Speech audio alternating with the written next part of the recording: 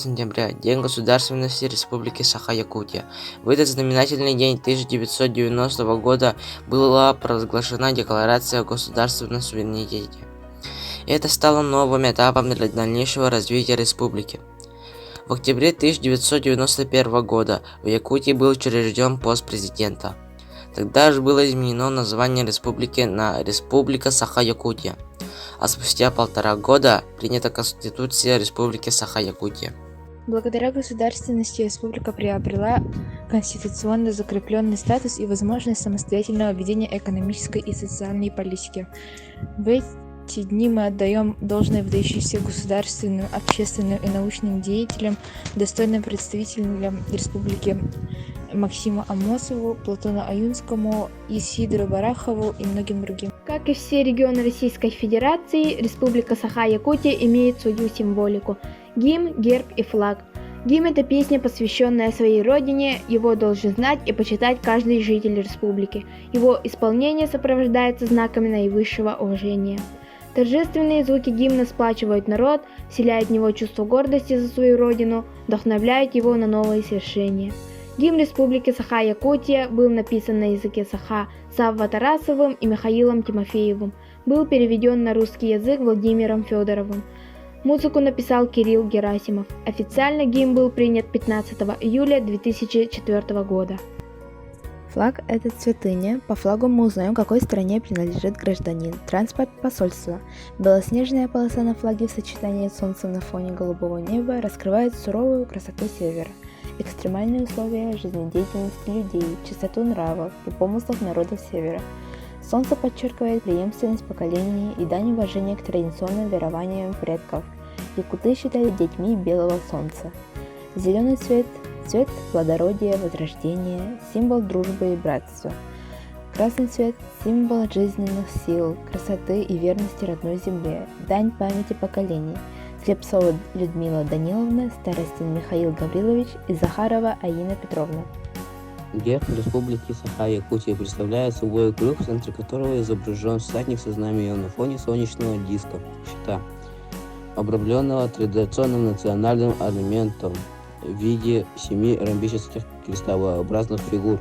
Всадник на гербе Республики Саха-Якутия символизирует объединение людей, народов, живущих в республике под знаменем, подразумевающее единение племени и его могущество, власть и начало государственности.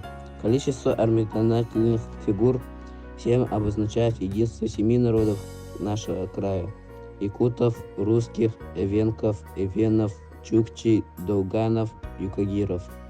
Автор герба: Осипов Афанасий Николаевич, Парников Василий Степанович, Игнатьев Владимир Никифорович и Потапов Иннокентий Афанасьевич.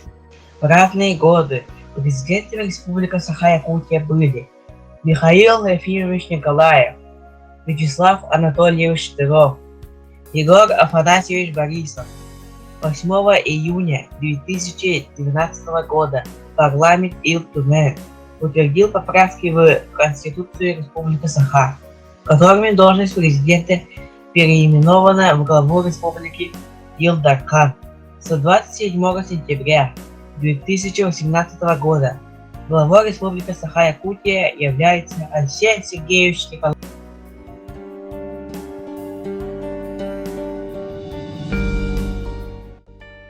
Родина для меня – это мама моя, это моя земля, это мои родные, это дом мой родной. Для меня Родина – это страна, в которой мы живем. И в этой стране есть города, деревни.